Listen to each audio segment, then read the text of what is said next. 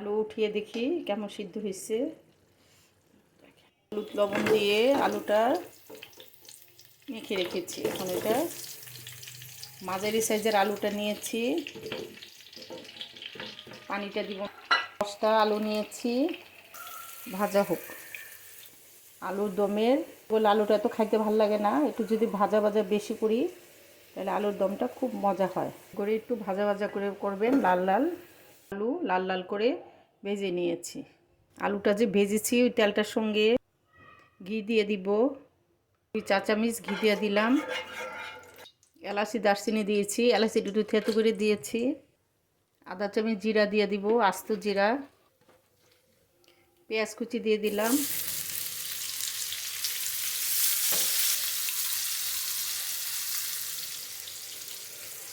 পেঁয়াজ একটু ভাজা ভাজা হয়ে গেছে, পেঁয়াজ বাটা দিব 2 টেবিল চামচ, আর 1.5 টেবিল চামচ আদা রসুন বাটা। ভালো করে কষাবো। আদা রসুনটা ভালো করে হয়ে গেছে। হলুদ 1 চা চামচ, মরিচ 1.5 চা চামচ, লবণ পরিমাণ মতো, জিরা আর ধনিয়া 1 চামচ দিয়ে দিলাম। অল্প পানি দিব, দিয়ে এটা ভালো করে কষাবো। ঢেকে দিব, ঢেকে এটা কষাবো। দিয়ে দিলাম একটা বড় একটা টমেটো কুচি দিয়ে দিলাম। মশলাটা কষানো হয়ে গেছে, আলু ভাজাটা দিয়ে দিব। চুলাটা একটু ডিম আঁচ করে দিব, দিয়ে আলুটা যেন এই কষানোতে হাফ সিদ্ধ হয়ে যায়। একটু ঢেকে দিব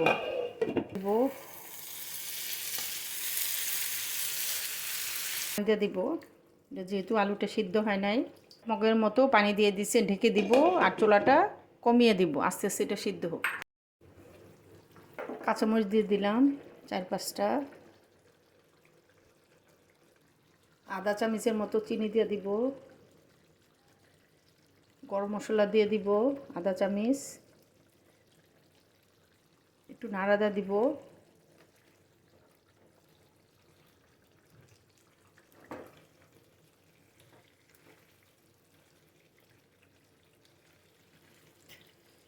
একটা আলু আপনাদের দেখায় ভেঙে, দেখেন কতটা নরম হয়েছে। যে আমি একটু দেখেন পুরা ভেঙে। উপরে 1 চামচের মতো ঘি দিয়ে দিব। অল্প ধনিয়া পাতা দিব, এখানে বেশি ধনিয়া পাতা দিব না, অল্প বেরেস্তা দিব। চুলাটা কমিয়ে দমে দিব 5 মিনিটের মতো। চিমটির মতো লবণ দিয়ে দিব, ধনিয়া পাতা দিয়ে দিব, উপরে বেরেস্তা দিয়ে দিব বেশি করে।